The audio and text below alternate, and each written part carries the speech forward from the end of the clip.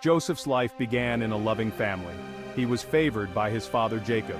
This favoritism made Joseph's brothers jealous. One day they saw their chance. They threw Joseph into a pit, then sold him to traders. Joseph found himself far from home, a slave in Egypt.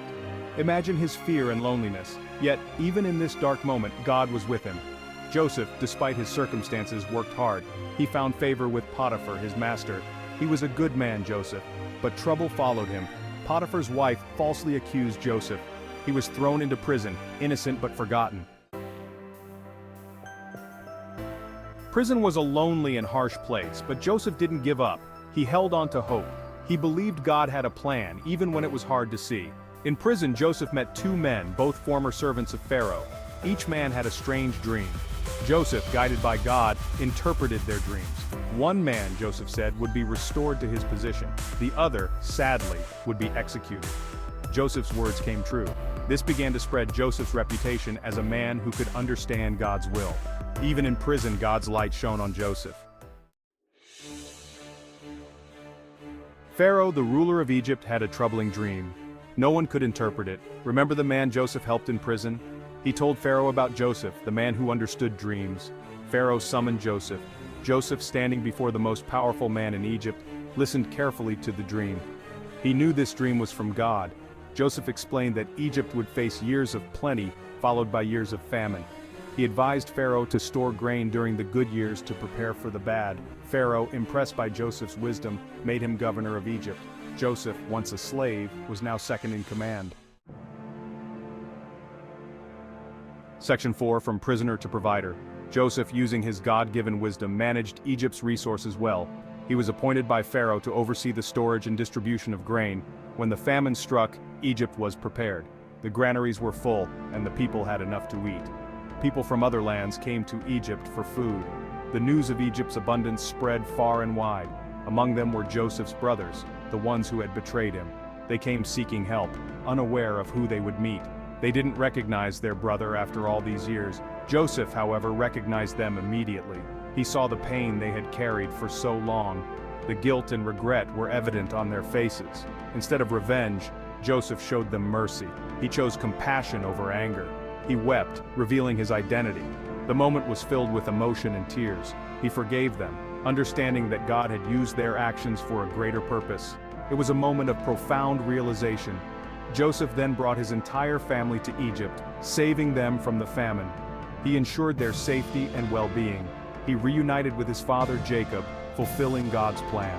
The family was together again, and the bond was stronger than ever. Section 5. You intended to harm me. But God, Joseph's story is a powerful reminder that God can bring good out of even the most difficult situations. Despite being sold into slavery by his own brothers and facing numerous hardships, Joseph never lost faith. In Genesis 50:20, Joseph tells his brothers, "You intended to harm me, but God intended it for good to accomplish what is now being done, the saving of many lives." His words reflect a deep understanding of God's greater plan. Joseph's words resonate with hope and forgiveness. He chose to forgive his brothers, showing that love and mercy can triumph over bitterness and revenge. He acknowledged the pain inflicted on him, but he also recognized God's hand in it all. Joseph saw that every trial he faced was a step towards a greater purpose. God used Joseph's trials to shape him, to elevate him, and ultimately, to save countless lives. Through his suffering, Joseph was prepared for a position of great responsibility and influence. Joseph's journey from the pit to the palace is a testament to God's unwavering faithfulness.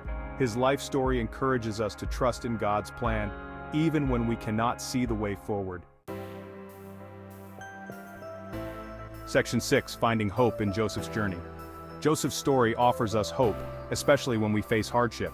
His journey from the pit to the palace is a powerful reminder that no situation is beyond redemption. It teaches us that God is with us, even in our darkest moments.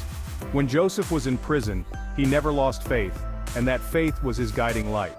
Like Joseph, we may not understand our trials. The path may seem unclear, and the journey may be fraught with challenges.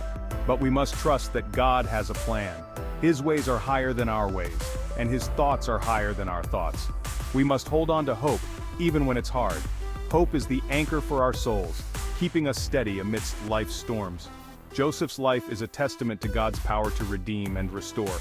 From a slave to a ruler, his transformation is nothing short of miraculous. He can take our pain, our disappointments, and turn them into something beautiful. Just as he turned Joseph's trials into triumphs. Let Joseph's story inspire you. His reunion with his family shows that reconciliation and healing are always possible. No matter what you are facing, God is with you. His presence is a constant source of comfort and strength. He has a plan for your life, a plan for good. Trust in Him. His plans are to prosper you and not to harm you, to give you hope and a future. Believe in His greater purpose. Your journey, like Joseph's, has a divine purpose. Even in the darkest night, remember, dawn is coming. The light will always break through the darkness, bringing new hope and new beginnings.